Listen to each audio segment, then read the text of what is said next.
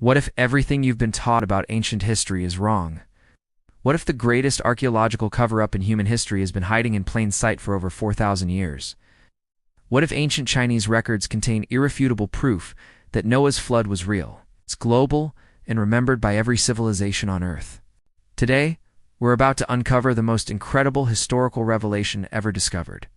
Hidden within ancient Chinese texts, preserved in oral traditions, and encoded in the very characters of the Chinese language itself, lies undeniable evidence that the biblical account of Noah and the Great Flood is not mythology.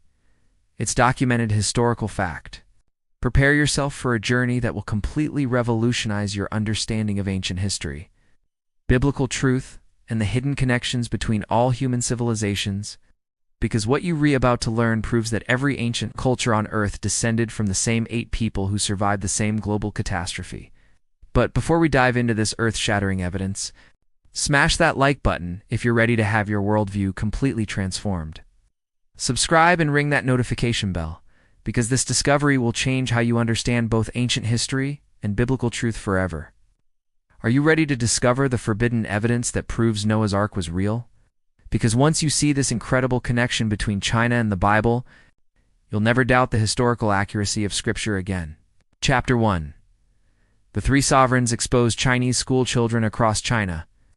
Taiwan and Asia learn from an early age about their most ancient ancestors, the 3 sovereigns and 5 emperors. These legendary figures, known as the San Huang Wu Di, are said to be the original patriarchs who founded Chinese civilization over 4,000 years ago. But here's what mainstream academia does and want you to know. These aren't mythological figures at all. They're the biblical patriarchs, preserved in Chinese oral tradition with remarkable accuracy for millennia.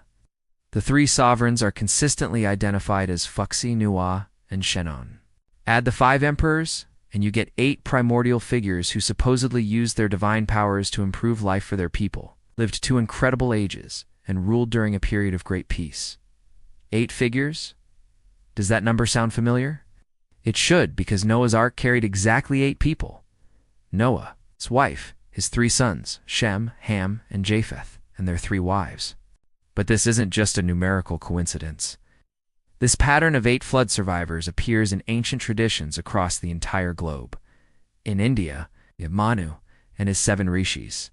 8 survivors where Noah is called Sachavarta, with 3 sons, Sharma, Charma, and Jayapeti, clearly corresponding to Shem, Ham, and Japheth.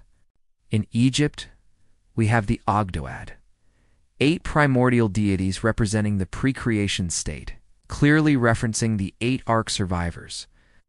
In Sumeria, we have Yuan, or Awanas, and 7 Apkallu, or the 4 post-Diluvian Apkallu with 4 wives.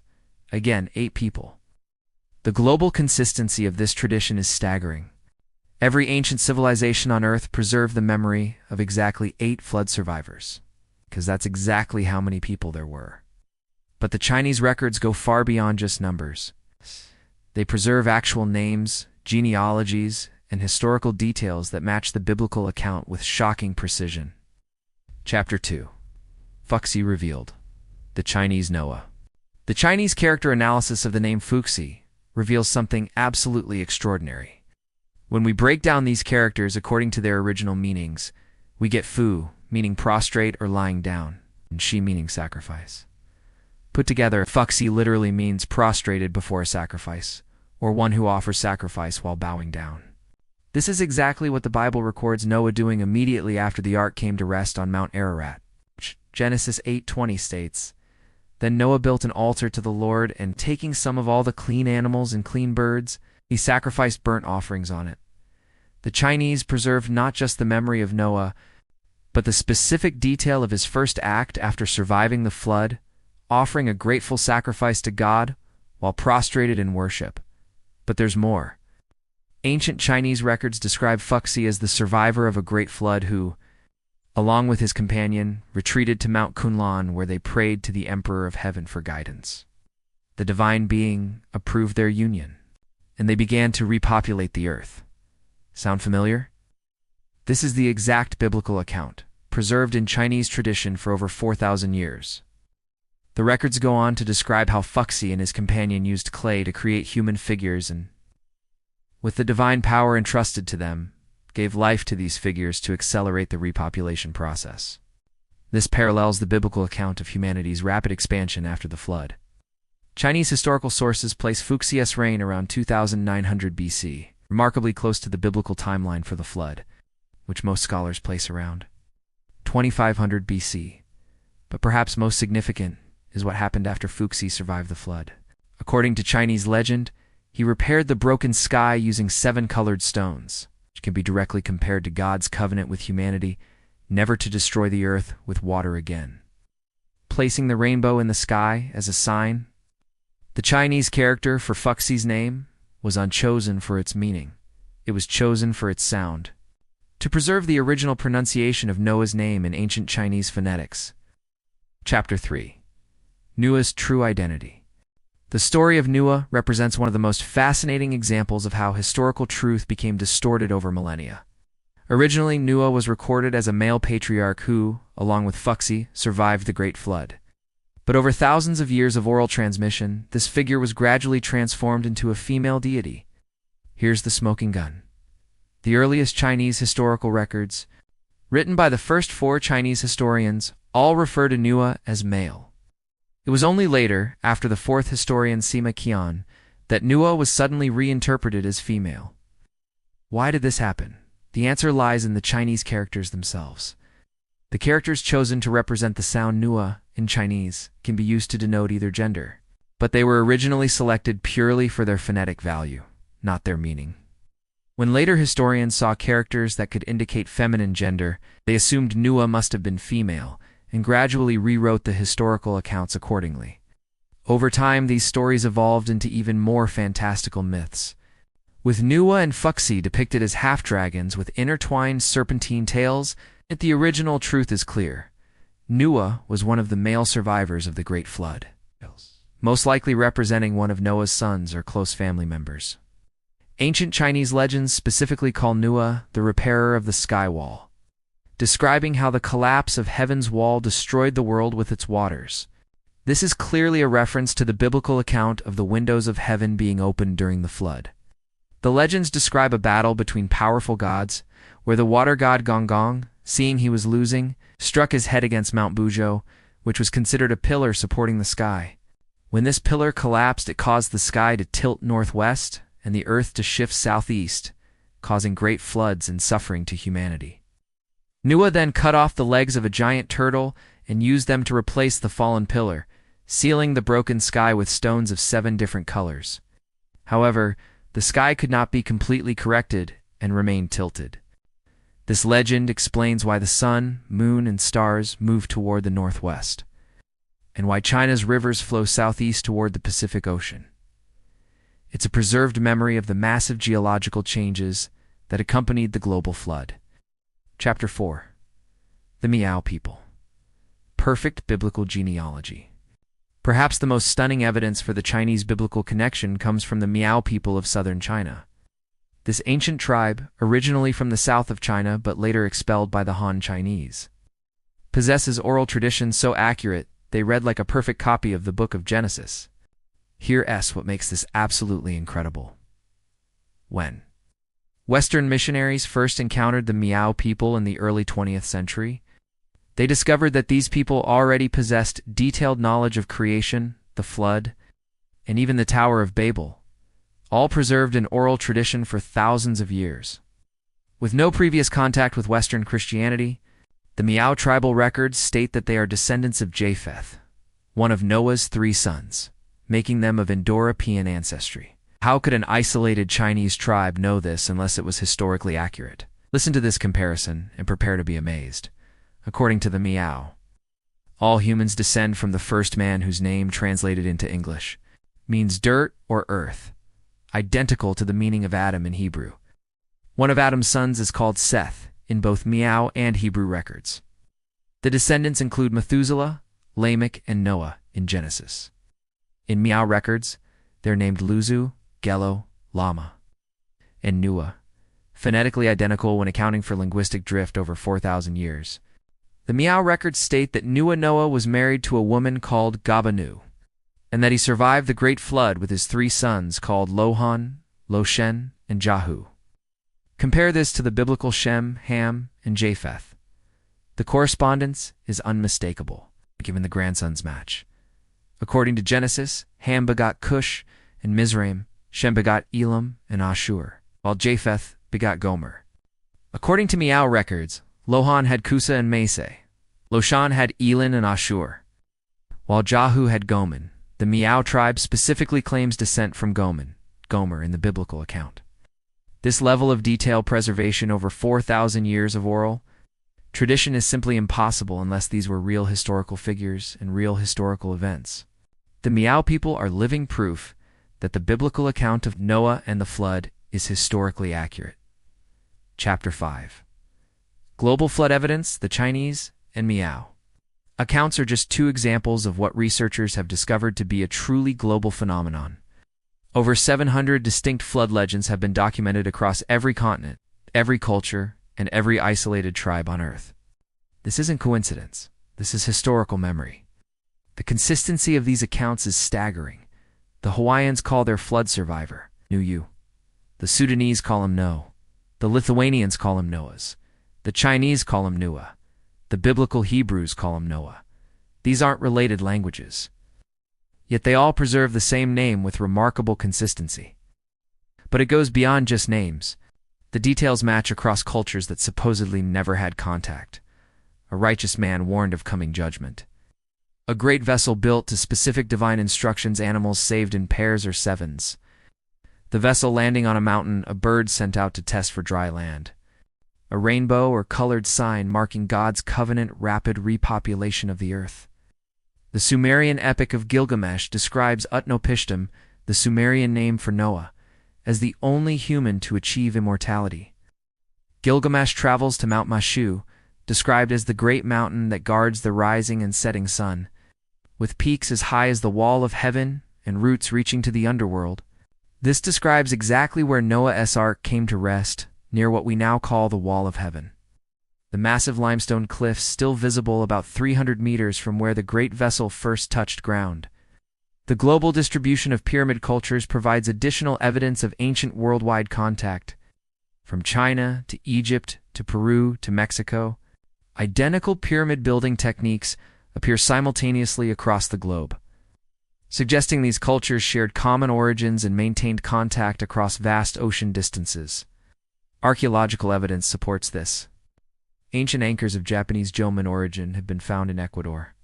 Chinese-style ceramics from 2700 BC, discovered in South America, show striking similarities to artifacts found in Kyushu, Japan, suggesting regular trans-Pacific contact over 4,000 years ago. Chapter 6. Ancient navigation evidence. The evidence for ancient global navigation capabilities completely destroys the mainstream narrative that ancient peoples were primitive and isolated. The truth is that Noah's descendants possessed advanced maritime technology and navigational knowledge that allowed them to explore and settle every continent on Earth. The Chinese dynasty of Xia, which established itself closer to the ocean than the inland Han dynasty, had extensive naval contacts not only with the Americas, where Chinese presence is documented 3,000 years ago, but also with other Eastern peoples. The ancestors of the Jomon culture, which was the first culture in the Japanese archipelago, occupied the Japanese islands from the end of the Fourth Glaciation around 14,000 years ago. This is confirmed by old maritime anchors of Jomon origin found in Ecuador. In the early 1960s, archaeologist Betty Magers examined stratified ceramics unearthed at Valdivia, Ecuador. Using a system of analysis she developed, she determined that the Valdivian specimens dated to approximately 2700 BC. Most surprisingly, many similarities were found between these ceramics and those excavated in Kyushu, Japan, culturally linking the Jomon period of Japanese ancestors with the Valdivians in Ecuador, despite being separated by over 14,000 kilometers of Pacific Ocean. These cultures shared identical pottery techniques, artistic styles, and technological innovations. This level of similarity is impossible without regular contact and cultural exchange. The ancient Indian Dravidian navigators also preserved versions of the omnipresent flood legends, where Noah was called Manu and his 7 rishis. In South India, they were called Satyavrata and his 3 sons Sharma, Charma, and Jayopati. Clearly Shem, Ham, Japheth, along with their 4 wives, totaling 8 individuals. Han, one of Noah's descendants, named lands throughout Asia in his honor. Chan in Vietnam, Cambodia, and other intermediate places like India. In Western language, Shan would be none other than the biblical Shem. Cambodia, ancient Cambodia, was likely named after his maritime expeditions. The global spread of megalithic cultures, including pyramids, provides additional evidence of this ancient worldwide contact. The fact that identical construction techniques, astronomical alignments, and architectural principles appear simultaneously across the globe proves these were unisolated developments, but the result of shared knowledge from common ancestors. Chapter 7.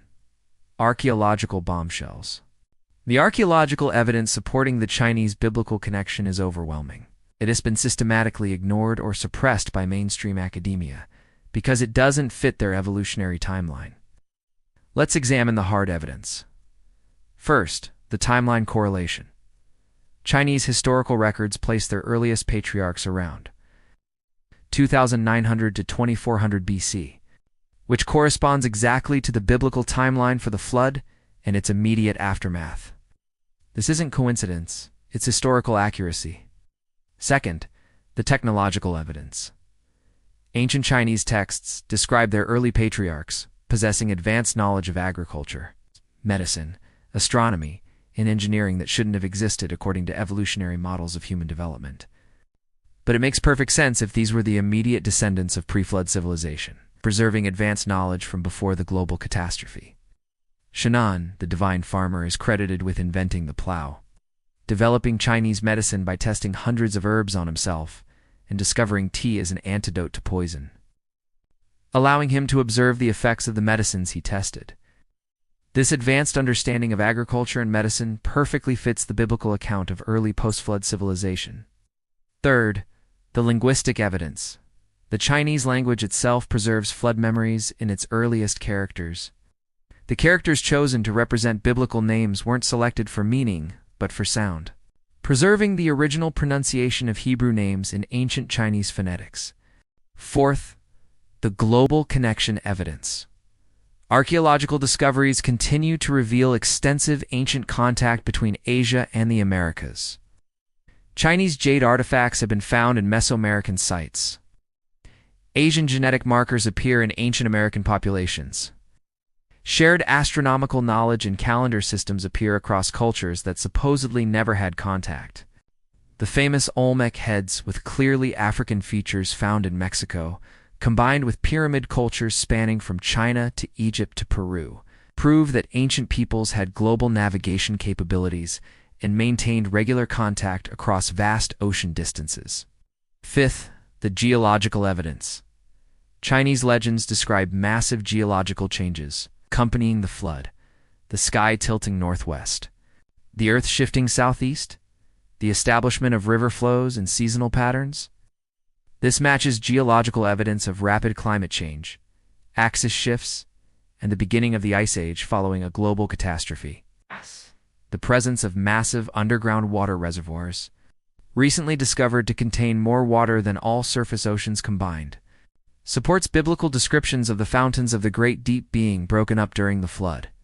Chapter 8. Final proof. Why this changes everything. What we've uncovered today isn't just an interesting historical curiosity. It's proof that fundamentally changes our understanding of human history, biblical accuracy, and the relationships between all human civilizations. The evidence is overwhelming and undeniable. The Chinese preserved the names, genealogies, timeline, and specific details of the biblical flood account, with remarkable accuracy for over 4,000 years. The Miao people maintained perfect biblical genealogies through oral tradition. Over 700 global flood legends tell the same story with consistent details. Archaeological evidence proves ancient global contact and shared technologies. This means several things that completely revolutionize our worldview. First, The biblical account of Noah and the flood is not mythology. It's documented historical fact. It's preserved independently by every ancient civilization on Earth. Second, all human civilizations descended from the same 8 survivors, which explains the underlying similarities in religion, technology, architecture, and social structures across supposedly isolated cultures. Third, ancient peoples possessed far more advanced knowledge and capabilities than mainstream academia admits. They had global navigation, sophisticated astronomy, advanced engineering, and maintained worldwide contact networks. Fourth, the evolutionary timeline of human development is completely wrong.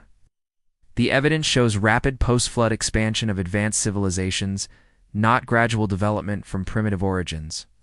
Fifth, we are all one human family, descended from common ancestors, who preserved the memory of God as judgment and mercy through the greatest catastrophe in human history. The Chinese connection to biblical history proves that Scripture isn't just religious text. It is the most accurate historical document ever preserved, while other ancient records became corrupted, embellished, or lost over time. The biblical account maintained its precision through divine preservation. This discovery also reveals why there's such hostility toward biblical history in academic circles. If the flood account is historically accurate, validates the entire biblical worldview, and challenges the evolutionary assumptions that underpin modern secular academia, but the truth cannot be suppressed forever. The evidence speaks for itself, and it's becoming impossible to ignore. If this incredible revelation has opened your eyes to the historical accuracy of biblical accounts and the hidden connections between all human civilizations, smash that like button, subscribe for more forbidden historical truths, and share this video with everyone who needs to understand our real shared heritage. Remember, we are all descendants of the same 8 people who trusted God through the greatest catastrophe in human history. The Chinese knew this truth, the Miao people preserved this truth, and now you know this truth too. Keep investigating. Keep questioning the official narratives. And keep discovering the incredible evidence that proves our shared biblical heritage is not mythology, it's history.